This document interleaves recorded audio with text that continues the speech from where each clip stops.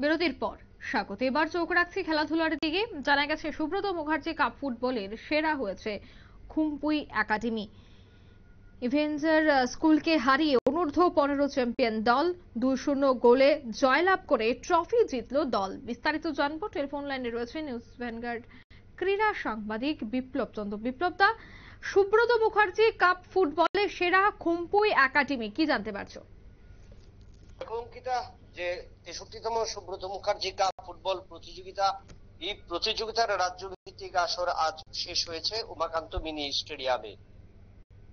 Block ভিত্তিক, মহকুমা ভিত্তিক, জেলা ভিত্তিক আসরের পর রাজ্য ভিত্তিক আসর অনুষ্ঠিত হয় এবং এই রাজ্য ভিত্তিক আসরে এই অনূর্ধ্ব-15 বিভাগের এই আসরে ছেলেদের যে বিভাগ, সেখানে ফাইনাল ম্যাচটি অনুষ্ঠিত হয়েছে উমাকান্ত মিনি স্টেডিয়ামে।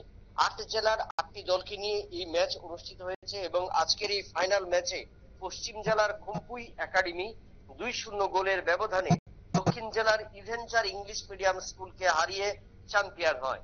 শুধু চ্যাম্পিয়ন নয়, এবছরের অর্থাৎ 2024 সালে জাতীয় স্তরে যে প্রতিযোগিতা হবে দিল্লি কিংবা বাঙ্গালোরে, এবং সেখানে কিন্তু খেলার ছাড়পত্র পেয়ে যায় এই খুম্পুই একাডেমি স্কুল।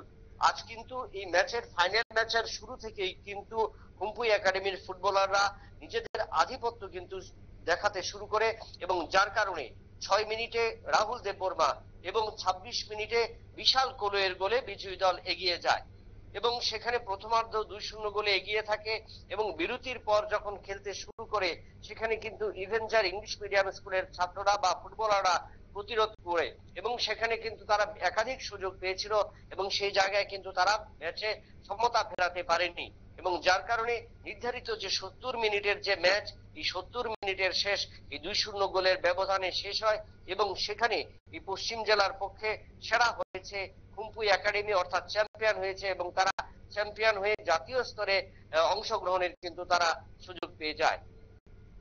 একদমই ধন্যবাদ বিপ্লব দা। অর্থাৎ ইতিমধ্যেই সুব্রত মুখার্জি কাপ ফুটবল প্রতিযোগিতায় সেরা সেরা উপাধি গ্রহণ করেছে খুম্পুই একাডেমি। 2-0 গোলে জয়লাভ করে ট্রফি জিতল দল। নিচে ছোট্ট একটি বিজ্ঞাপন বিরতি, সঙ্গে থাকুন।